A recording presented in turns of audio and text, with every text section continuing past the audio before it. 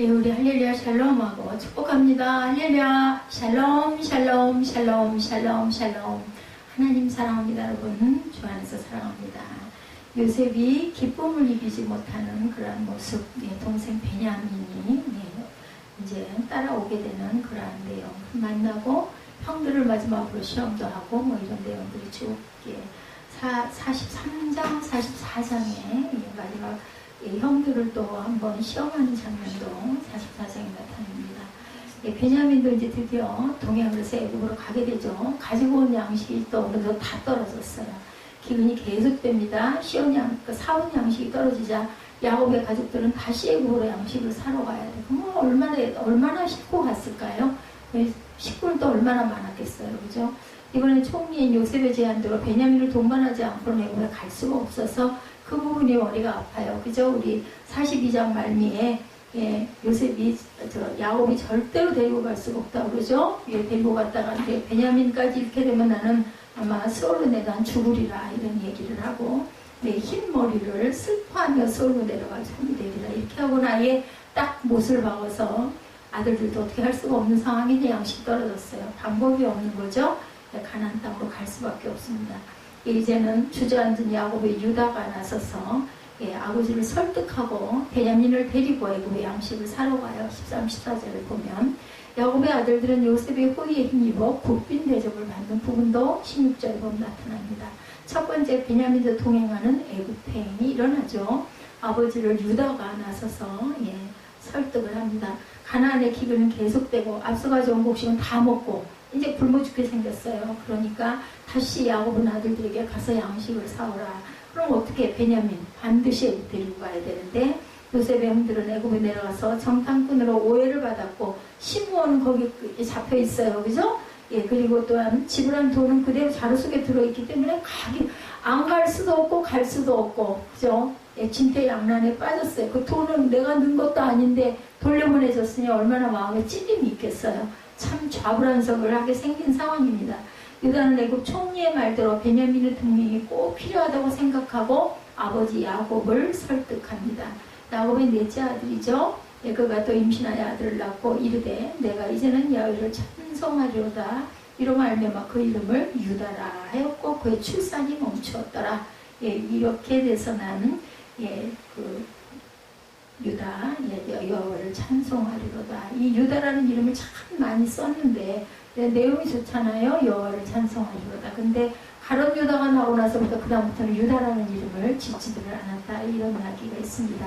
요셉의 생명을 구하려고 탄원하는 부분이 창세기 37장 26절에 유다가 자기 형제에게 이르되 우리가 우리 동생을 죽이고 그의 피를 덮어둔들 무엇이 유익할까? 그렇게 하지 말자 하고 나섰던 그러한 형이기도 했습니다. 27절에도 그를 이스마엘 사람들에게 팔고 그에게 우리 손을 대지 말자. 그는 우리의 동생이고 우리 혈육이다 하네. 그 형제들이 성종하더라. 손해날 건 없잖아요. 돈으로 받고 죽이지 말고 그냥 팔아버리자. 이렇게 유다가 싹 돌려가지고 나서서 얘기해서 결국 그렇게 되죠. 그래서 이제 요셉이 총리가 되는 사건이 일어나는 거죠. 야곱이 이제 드디어 베냐민을 내어놓죠. 포기합니다. 지극히 사랑하는 아들 베냐민을 애굽에 보내지 않으려는 야곱은 심히 고민을 했어요. 그러나 결국은 유다의 설득에 베냐민의 동행을 허락합니다. 방법이 없으니까. 야곱은 최악의 경우 베냐민을 잃는다 해도 그것은 전 가족을 구하기 위한 일이다. 이제 어쩔 수 없다. 그냥 하나님 뜻에 맡기자. 드디어 하나님에게 순종하는 그런 자세가 나타납니다. 14절에 보면 우리 14절 부분을 잠깐 읽어볼까요? 11절부터 그들의 아버지 이스라엘이 그들에게 이르되 그러할진대 이렇게 하라. 너희는 이 땅의 아름다운 소산을 그릇에 담아가지고 내려가서 그 사람에게 예물로 드릴지니 곧 유향 조금과 꿀 조금과 향품과 모략과 유향나무 열매와 감복숭아한테 선물을 준비해라. 너희 손에 갑절의 돌을 가지고 너희 자루 아귀의 도로 넣어져 있던 그 돈을 다시 가지고 가라. 살만큼도 더 가지고 가고 있던 그 돈도 그대로 더 넣어갖고 가라. 혹 잘못이 있었을까 두렵도다. 그 잘못을 세벌해서 넣었을 수도 있다는 거죠. 13절에 드디어 내 아우도 데리고 떠나 다시 그 사람에게로 가라. 전능하신 하나님께서 그 사람 앞에서 너희에게 은혜를 베푸사 그 사람은 너희 다른 형제와 베냐민을 돌려보내게 하시기를 원하노라. 내가 자식을 잃게 되면 이르리로다. 이제 뭐예요? 하나님 손 위에다 올려놓습니다 라고 이야기를 하는 그러한 내용이 드디어 나타납니다. 특별히 베냐민을 사랑했어요. 그죠? 요셉은. 왜냐하면 자기와 같은 엄마의 아버지, 한 혈육이 딱 그 베냐민과 요셉 두 사람이었기 때문이죠. 많은 형제 중에 유일하게 같은 어머니를 가졌고 어머니가 돌아가면서 낳은 동생 베냐민이었기 때문에 슬픔의 아들이었었죠. 근데 베냐민으로 바꿔요. 여호와의 오른손이다. 이렇게 이런 기쁨의 내용으로 바꾸죠. 예, 누가? 그 야곱이. 애굽의 총리가 된 요셉의 요구대로 요셉의 형들은 베냐민을 데리고 애굽의 곡식을 사려고 다시 출발을 합니다. 특별히 베냐민을 사랑한 요셉이 아우를 사랑하는 마음이 복받쳐 급히 울 곳을 찾아 오늘 30절에 나타났죠. 안방으로 들어가서 울고 눈을 닦고 나왔다. 그렇게 나오죠. 형제 간의 사랑 로마서 12장 10절입니다. 형제를 사랑하여 서로 우애하고 존경하기를 서로 먼저 하며 부지런하여 게으르지 말고 열심을 품고 주를 섬기라. 요셉과 형들의 재상봉이 일어났어요. 두려워하는 요셉의 형들 가긴 갔어. 오금이 저려 죽겠어. 돈은 돈자루 속에 있고 또 베냐민을 또 잡아가지고 어떻게 다 할까봐 그것도 겁도 나고 쌀은 떨어졌으니 안 갈 수도 없고 그래서 갔으니 얼마나 마음이 푹 놓이지가 않았겠죠. 베냐민을 데리고 온 형들을 또다시 보게 된 요셉은 청지기들에게 그들을 자신의 집으로 인도하도록 미리 지시를 해놓죠. 그래서 요셉의 형들은 두려워하기 시작합니다. 그들은 곡식자로 있던 돈에 관하여 신문을 받고 사기 혐의를 받게 될 것으로 생각을 한 거예요. 너희들이 돈을 훔쳐갔지 이럴까봐 이제 도둑이 재발이 저렸어요. 우리는 아무것도 잘못한 게 없는데. 그래서 요셉의 형들은 요셉의 청지기를 붙잡고 그간의 경과를 미리 막 얘기를 합니다. 보고하며 지난번에 곡식값도 가져왔습니다 하고 15절에 보면 그렇게 나타나죠. 15절 그 형제들이 예물을 마련하고 갑절의 돈을 자기들의 손에 가지고 베냐민을 데리고 애굽에 내려가서 요셉 앞에 서니라. 요셉은 베냐민이 그들과 함께 있음을 보고 자기 청지기에게 이르되 16절입니다. 이 사람들을 집으로 인도해드리고 짐승을 잡고 준비하라. 이 사람들이 정오에 나와 함께 먹을 것이니라. 풍성한 음식을 이제 장만하게 하죠. 청지기가 요셉의 명도로 하여 그 사람들을 요셉의 집으로 인도하니 그 사람들이 요셉의 집으로 인도되매 두려워하여 이르되 전번에 우리 자루에 들어있던 돈의 일로 우리가 끌려드는도다. 이는 우리를 억류하고 달려들어 우리를 잡아 노예로 삼고 우리의 나귀를 빼앗으려 하미로다 하고 그들이 요셉의 집 청지기들에게 가까이 나아가 그 집 문 앞에서 그에게 말하여 이르되 내 주여 우리가 전번에 내려와 양식을 사가지고 여관에 이르러 자루를 풀어본즉 각 사람의 돈이 전에 그대로 자루 안에 있기로 우리가 도로 가져왔고 양식 살 다른 돈도 우리가 가지고 내려왔나이다. 우리의 돈을 우리 자루에 넣은 자는 누구인지 우리가 알지 못한 미리 실토를 하죠. 그가 이르되 너희는 안심하라. 청지기가 두려워하지 말라. 너희 하나님 너희 아버지 하나님이 재물을 너희 자루에 넣어 너희에게 주신 것이니라. 너희 돈은 내가 이미 받았느니라 하고 시몬을 그들에게로 이끌어내고 이제 가둬놨던 시몬을 도로 내주죠. 그들을 요셉의 집으로 인도하고 물을 주어 발을 씻게 하며 손님에게 발 씻게 하죠. 그들의 나귀에게도 먹이를 주더라. 그들이 거기서 음식을 먹겠다 함을 들었으므로 예물을 정돈하고 요셉이 정오에 오기를 기다리더니 요셉의 집으로 오매 그들이 집으로 들어가 예물을 그에게 드리고 땅에 엎드려 절하니 그 11곡식단이 절하는 거예요. 요셉이 그들의 안부를 물으며 이르되 너희 아버지 너희가 말하던 그 노인이 안녕하시냐? 아직도 생전에 계시느냐? 그들이 대답하되 주의 종 우리 아버지가 평안하고 지금까지 생존하였냐이다 하고 머리 숙여 절하더라. 요셉이 눈을 들어 자기 어머니의 아들 자기 동생 베냐민을 보고 이르되 너희가 내게 말하던 너희 작은 동생이 이 아이냐? 그가 또 이르되 소자여 하나님이 내게 은혜 베푸시기를 원하노라. 축복하죠. 예. 이 요셉이 베냐민을 축복합니다. 요셉이 아우를 사랑하는 마음이 복받쳐 급히 울 곳을 찾아 안방으로 들어가서 울고 얼굴을 씻고 나와 그 정을 억제하고 음식을 차리라 하며 그들이 요셉에게 따로 차리고 형제들에게도 따로 차리고 그와 함께 먹는 애굽 사람에게도 또 따로 차리니 애굽 사람은 히브리 사람과 같이 먹으면 부정을 입음이었더라. 그들이 요셉 앞에 앉되 그들의 나이에 따라 앉히게 되니 그들이 도대체 왜 나이 순서대로 어떻게 알고 앉힐까? 이게 이제 이상한 거예요.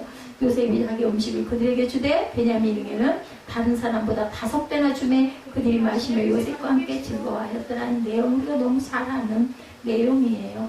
정탐꾼으로 오해받기도 하죠. 창세기 42장 9절에 보면 요셉이 그들에게 대하여 꿈을 생각하고 그들에게 이르되 너희는 정탐꾼들이라 이나라의 틈을 엿보러 왔느니라. 오히려 이렇게 누명을 씌우는 장면이 지난주에 우리가 같이 42장에서 봤습니다.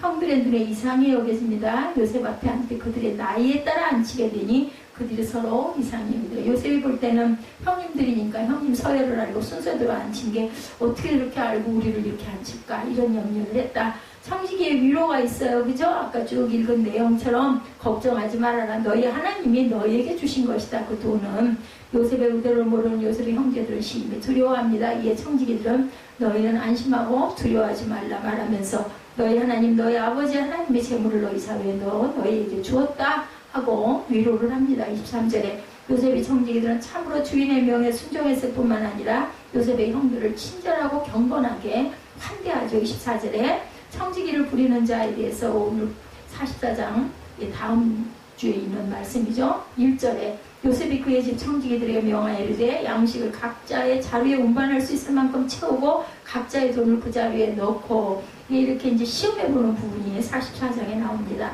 5절에 이것은 내 주인이 가지고 마시면 늘 점치는 데 쓰는 것이 아니냐 너희가 이렇지 하니 악하도다 막 몰아붙이는 장면이 5절에 나와 있습니다.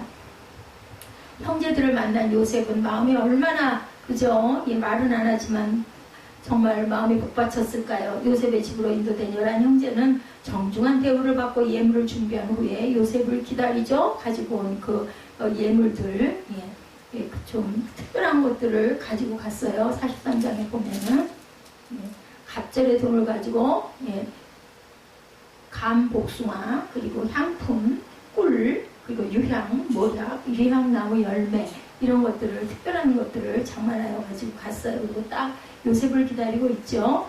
그래서 11형제는 이렇게 정중한 대우를 받고 이 가지고 갔던 예물을 가지고 요셉을 기다리자 정오화되자 요셉이 집으로 돌아옵니다. 26절에 이때 11형제는 준비한 예물을 요셉에게 바치고 일제의 땅에 엎드려 절을 합니다.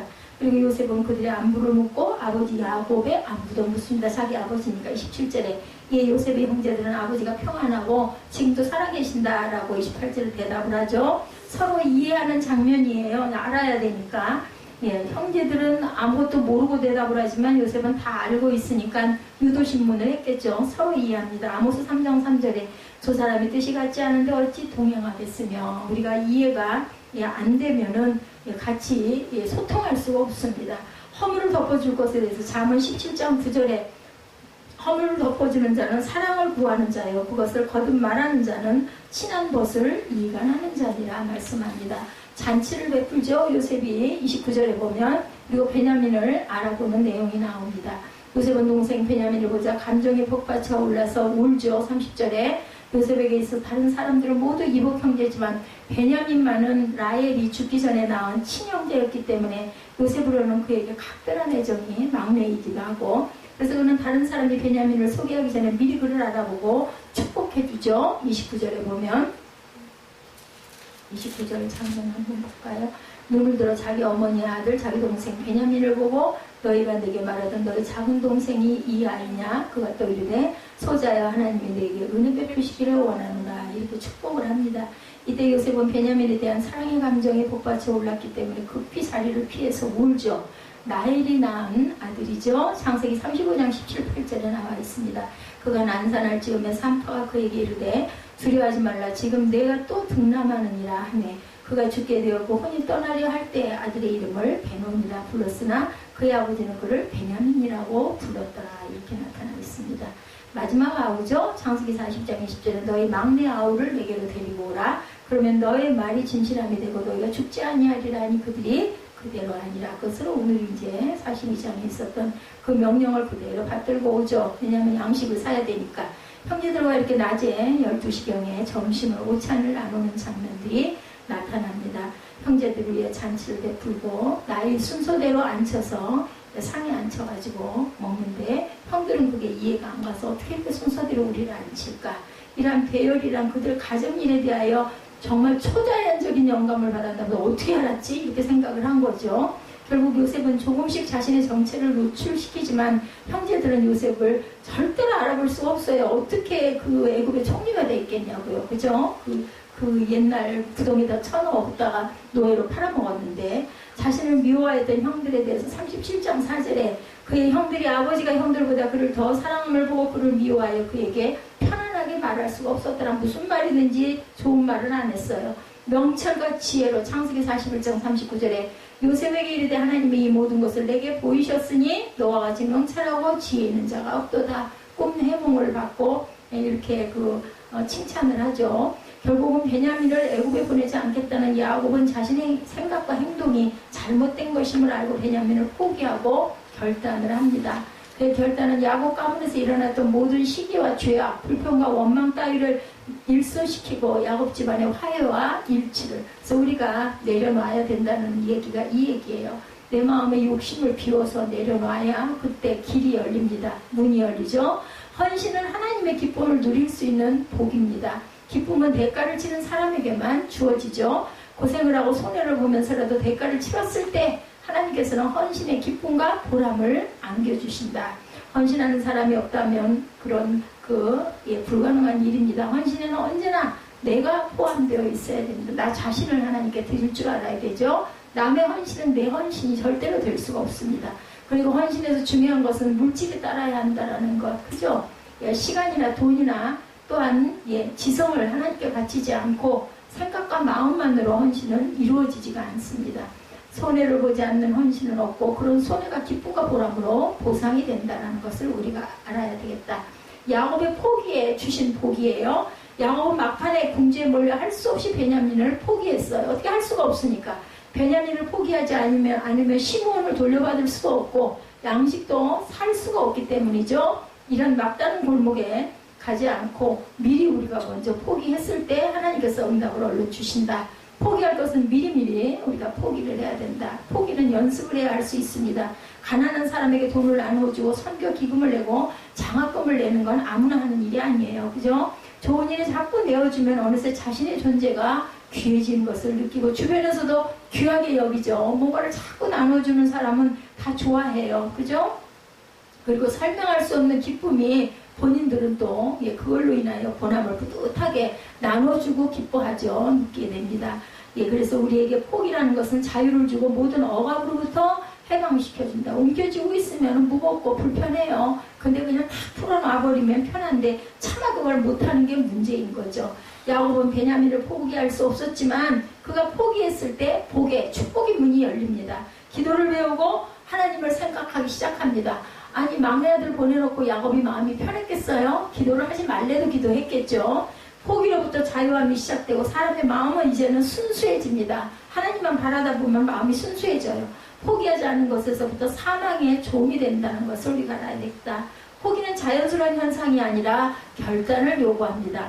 포기하기 위해서 밤잠을 설치며 죽을 것 같은 고민을 하게 되고 고민을 넘겨야 됩니다. 예수를 믿는 것은 자연스러운 현상이 아니고 결단이 필요한 일이에요. 선택이 필요합니다. 야곱이 베냐민을 포기했기 때문에 요셉의 형들은 다시 애굽으로 갈 수 있게 되었죠. 이것은 자신의 포기는 다른 사람에게 복을 준다라는 의미도 포함되어 있습니다. 나의 포기는 다른 사람에게 좋은 영향력을 주고 은혜를 베풀게 돼요. 그래서 내 거를 내어줘야 다른 사람들에게 영향을 끼칠 수가 있다는 거. 헌신을 받는 대상은 어떤 사람이든지 기쁨을 느끼게 됩니다. 누군가 손해를 무릅쓰고 헌신한다는 소식을 들었을 때 사람들의 마음이 또한 푸근해지죠. 세상을 변화시키는 방법은 포기하고 헌신하면 세상은 바뀌게 됩니다. 그 주변은 밝아지죠. 기뻐지죠. 즐거워집니다. 요셉은 베냐민을 보는 순간 기쁨을 이기지 못해요. 그래서 오늘 제목도 그죠? 기쁨을 이기지 못했다라는 제목으로 우리가 제목을 나누었습니다. 기쁨을 이기지 못하다. 누가? 요셉이. 그냥 이대로 기록했습니다. 요셉은 베냐민을 보는 순간 이렇게 기쁨을 이기지 못해서 하나님도 당신의 헌신을 보고 기쁨을 이기지 못하는 것처럼 그 기쁨은 정말 무엇으로도 살 수 없는, 느낄 수 없는 기쁨이죠. 예수님께서 자기를 포기하고 온 인류를 위해서 십자가를 지기로 헌신하셨을 때 하나님은 예수님께 이는 내 사랑하는 자요 기뻐하는 자다 라고 표현을 하시죠.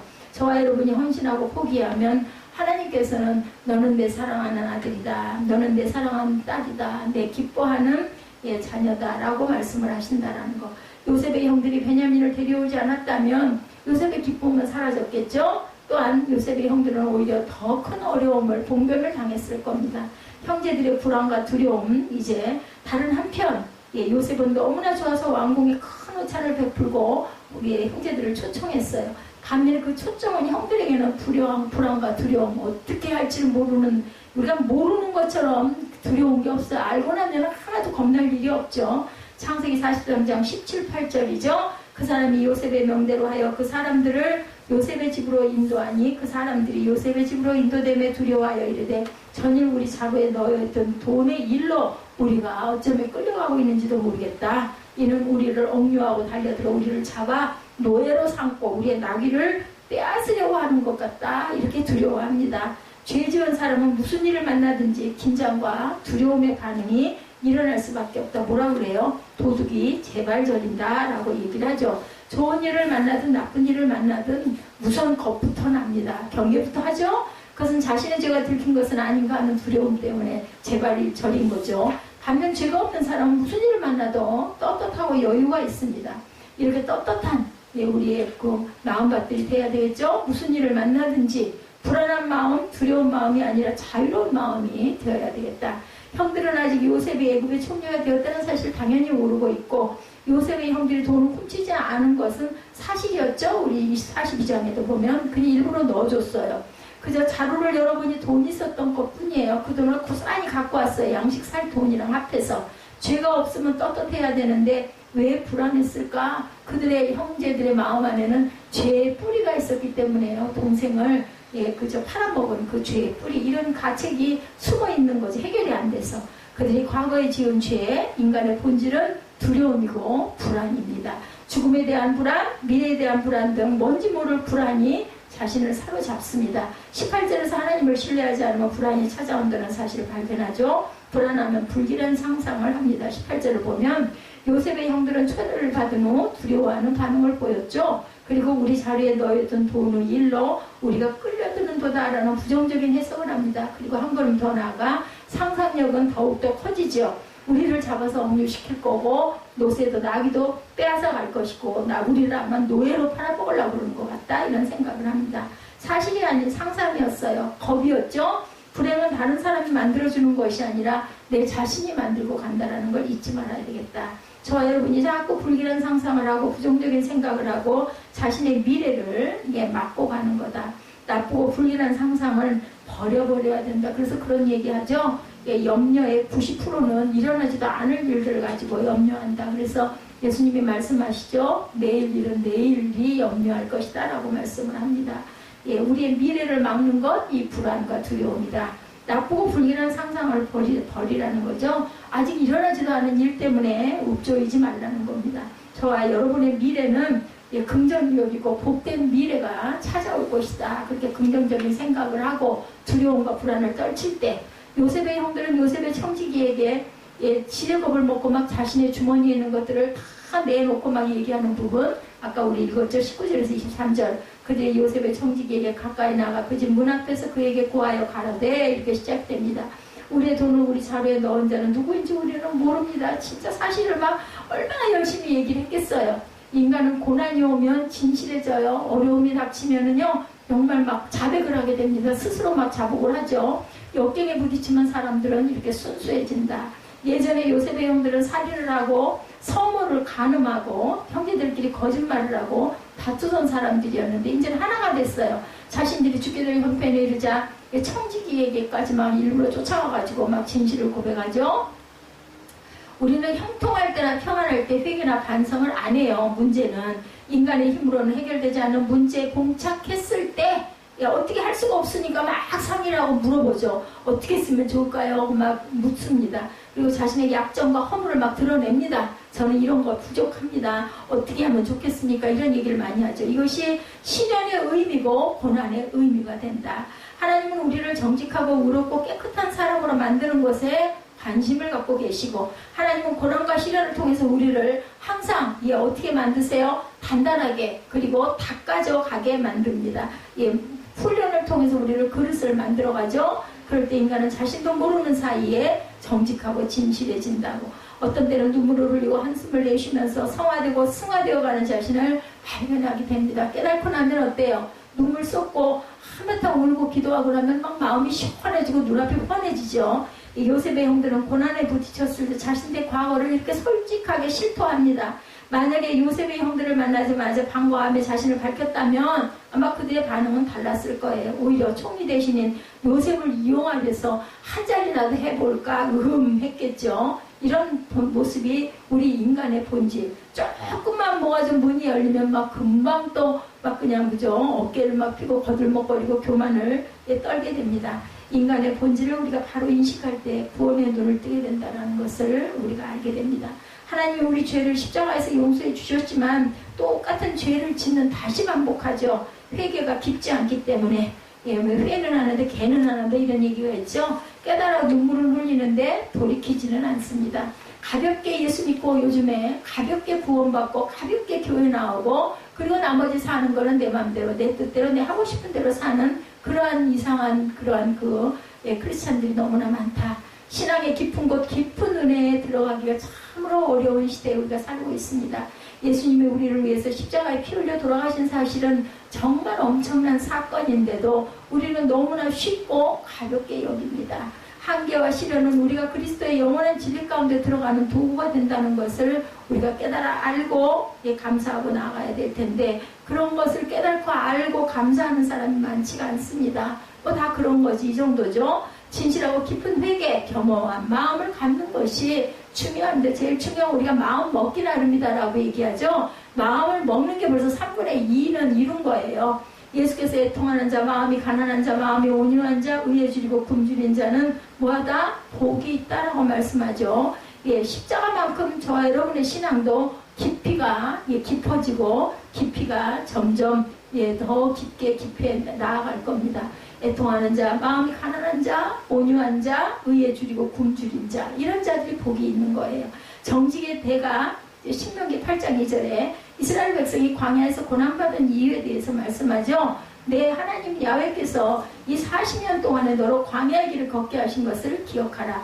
이는 너를 낮추시며 너를 시험하사 내 마음이 어떠한지 그 명령을 지키는지 아니 지키는지 알게 하심이라 이렇게 말씀하고 있어요. 신명기 8장 2절이죠. 40년 동안 광야의 길을 걷게 하신 것을 너희는 기억해라. 이는 너를 낮추시고 너를 시험하사 내 마음이 어떠한지 그 명령을 지키는지 아니 지키는지를 알려 하심이라. 왜 하나님께서 60만 명의 백성들을 적과 꿀이 흐르는 가나안으로 곧장 안 보내고 광야를 40년 동안이나 살게 하셨을까? 목적은 두 가지죠. 첫째, 고난을 통해서 우리를 겸손하게 낮추기 위함이라. 오만한 생각을 버리고 하나님 앞에 겸손한 인간으로 만드는 것이 하나님의 목적. 세상의 교육은 끝없이 자신을 높이는 것이고 영웅심을 발휘하게 합니다. 하나님과 교제할 수 있고 경배하며 찬양할 수 있는 겸허한 인간으로 만드는 것이 하나님의 목적이다. 죽이고 싶으신 하나님이 아니라 살리려고 하시는 하나님이죠. 두 번째는 순종을 배우게 하기 위함이다. 고난을 통해서 우리를 낮추시고 두 번째는 순종을 배우게 하기 위해 비슷해요. 어떻게 보면 그죠? 고난을 통과하면 우리가 낮아집니다. 그리고 감사하게 됩니다. 겸손해집니다. 순종하게 됩니다. 순종이죠. 유혹이 아니라 시련입니다. 하나님은 우리를 테스트하십니다. 테스트라고 하죠. 테스트는 나쁜 것이 아니죠. 테스트를 받아야 우리가 다음 단계로 올라가지 않습니까? 중학교에서 고등학교 올라가는 과정도 시험을 보고 합격을 해야 올라가는 것 같이 대학도 마찬가지고 저와 여러분의 신앙을 한 단계 높이시기 위해서 하나님께서는 여러분을 테스트하신다는 거. 목표는 겸손과 순종이다. 순종할 때까지 하나님은 우리를 테스트하시고 저와 여러분을 건강하게 하고 사업에 흠통을 주시는 것. 간단한 일인데도 하나님께서는 능력 없어 이런 일을 하지 않는 것이 아니라 말씀하죠. 오직 하나님의 관심은 겸손과 순종이다. 23, 4절 봅니다. 그가 이르되 너희는 안심하라 두려워하지 말라 너희 하나님 너희야. 아버지 하나님의 재물을 너희 자리에 너희에게 주신 것입니다. 너희 돈은 내가 이미 받았느니라 하고 시므온은 그들에게로 이끌어내고 그들을 요셉의 집으로 인도하고 물을 주어 발을 씻게 하며 그 나귀에게 먹이를 주더라. 이것이 겸손과 순종이 주는 복이라는 것. 어떤 상황이든지 정직하고 겸손하면 하나님 하나님은 이런 대가를 반드시 주신다라는 것. 청지기가 안심하라 두려워하지 말라 그 돈은 하나님이 너희에게 주신 것이니라 라고 얘기를 하죠. 하나님께서는 자루에 돈을 넣어주시고 시몬을 돌려주시고 요셉의 집으로 데려가서 발을 씻겨주시는 은혜를 주셨다라는 거예요. 요셉과 베냐민의 해후가 25절에 나타나죠. 그들이 여기서 먹겠다 함을 들음으로 예물을 정돈하고 요셉이 오종에 오기를 기다리더니 요셉의 집으로 오매 그들이 그 집으로 들어가 예물을 그에게 드리고 땅에 엎드려 절하니 요셉이 약속 시간에 각 나타나죠. 기가 막힌 해후를 합니다. 하나님과 우리의 만남은 기절할 만큼 기막힌 사건. 저와 여러분들이 세례를 받을 때 정말 이런 은총, 이러한 마음의 감동이 있어야 맞는 거죠. 하나님을 만나는 것은 우리 인생이 BC에서 AD로 뒤바뀌는 놀라운 예수님이 오시기 전에서 아노 도미노 예수님의 오신 시대로 바뀌죠. 28절에 요셉이 그들의 안부를 물으며 가로되 너희 아버지 너희가 말하던 그 노인이 안녕하시냐 지금까지 생존하셨느냐 궁금했을 거예요. 그들이 대답하되 우리 종 우리 아비가 평안하고 지금도 생존하였나이다 하고 머리 숙여 절하더라. 요셉의 마음과 그 형들의 마음은 하나님 하늘과 땅 차이. 형들은 두렵고 불안하지만 요셉은 다 아니까 감사와 즐거움으로 가득 차죠. 여기서 죄인과 하나님의 만남의 모델을 보게 된다. 29절에서 31절 요셉이 눈을 들어 자기 어머니의 아들 자기 동생 베냐민을 보고 가로되 너희가 내게 말하던 너희 작은 동생이냐 그가 또 가로되 소자여 하나님이 내게 은혜 베푸시기를 원하노라. 말하던 너희 작은 동생이냐고 묻죠. 아우를 인하여 마음이 타는 듯함으로 그리움 때문에 안방으로 들어가서 울고 얼굴을 씻고 나와 그 정을 억제하며 음식을 차리죠. 요셉은 하나님의 마음을 가진 사람이었어요. 요셉은 베냐민을 보는 순간 가슴속에 불타는 마음, 사랑의 마음을 억제할 길이 없습니다. 울음을 참을 길이 없어 안방으로 뛰어들어가 실컷 울고 안 그런 척하고 눈물을 닦고 나오죠. 29절에 자기 어머니의 아들 자기 동생 베냐민 이렇게 표현되어 있어요. 많은 형제들 중에 베냐민만이 요셉과 어머니가 같은 혈육이었기 때문에 요셉은 형들을 사랑했지만 베냐민에 대한 사랑은 질이 다릅니다. 형들을 보고는 배성 통곡을 하지 않지만 베냐민을 보자 그 정을 억제하지 못해서 배성 통곡을 하고 불타는 마음을 억제하지 못했다 이렇게 나오죠. 남북 이산 가족 상봉보다 더하지 않았겠습니까? 50년간 만나지 못한 혈육을 만났을 때 서로 부둥켜 안고 우는 모습, 그죠? 남북 이산 가족 때 아는 사람이 없었다 그러죠. 부끄러운 줄 모르고 막 노인도 엉엉 울죠. 수학여행에서 돌아오던 학생들이 수시로 가끔 돌아가는 참사 사건들이 많이 일어납니다. 부모들이 자녀의 사망 소식에 땀을 치고 통곡하고 실신까지 해요. 안 그렇겠어요? 그 정말 기가 막힌 놈이 아침에 나갔던 녀석이 멀쩡하게 건강하게 나갔는데 그럴 줄 누가 알았겠느냐. 인생은 이렇게 알 수가 없습니다.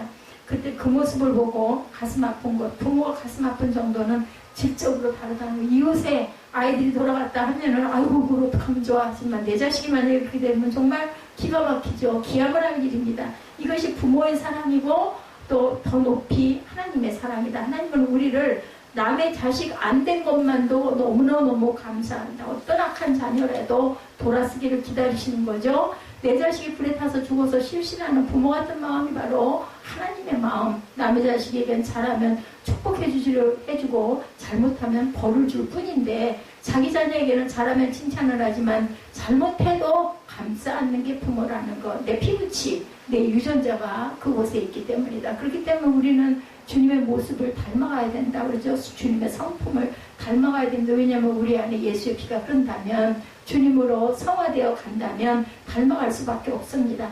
자녀를 바라보면 자신이 그 안에 있는 것 같은 걸 느끼게 되죠. 붕어빵이라고 합니다. 그래서 그냥 설명할 수 없이 무한히 자녀에게 마음이 끌려요. 못된 짓을 해도 미웠다가도 그냥 또 돌았으면 어이구 저 녀석하고 또 측은한 눈으로 바라보고 뭔가를 챙겨주게 됩니다.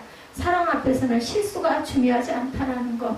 용서하고 또 용서하고 무조건 손해보고 감싸주는 것. 그것이 바로 이웃사랑, 하나님 사랑. 7번씩 77번이라도 용서해주라고 말씀하죠. 하나님은 우리를 자기 아들 독생자까지 그걸 죽여서까지 우리에게 구원을 주시고 사랑을 베풀어 주셨어요. 죄를 용서해 주시기 위해서 하나님 자신이 최고의 것, 가장 귀한 걸 포기하셨다라는 겁니다.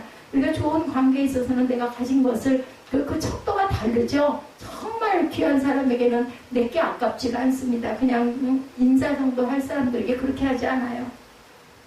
하나님의 성품, 하나님의 형상이 내 몸 안에 있죠. 그렇기 때문에 축복하고 잘못하면 벌을 내리는 게 아니라, 그런 것이 아니라, 그럴지라도 또 사랑하고 사랑하시는, 용서하고 용서하시는 하나님. 32, 3절이죠. 그들이 요셉에게 따로하고 그 형제들에게 따로하고 배식하는 애굽 사람에게도 따로하니 애굽 사람은 히브리 사람과 같이 먹으면 부정함을 입음이었더라. 그들이 요셉의 앞에 앉되 그 자묘의 차서대로 안치움 받으니 그들이 서로 이상히 여겼더라.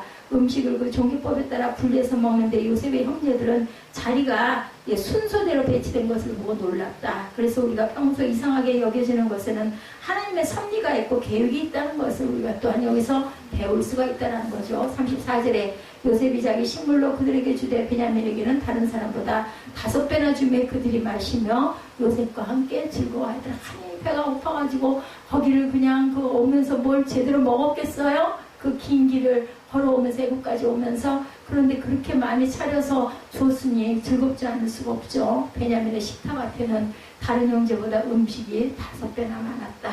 저와 여러분들에게 하나님께서도 이렇게 5배가 아니라 쉬운 5배, 550배 정도로 축복해 주실 것을 믿고 우리가 구하고 가시는 저와 여러분들 두려움, 논란, 불안 이런 거 다 비워버리고 하나님께서 지금까지도 길러주시고 먹여주시고 입혀주시고 건강 지켜주셨으니 하나님께서 분명히 나를 살리실 것입니다 라는 믿음의 고백을 하는 저와 여러분들이 되시기를 주님의 이름으로 축복합니다.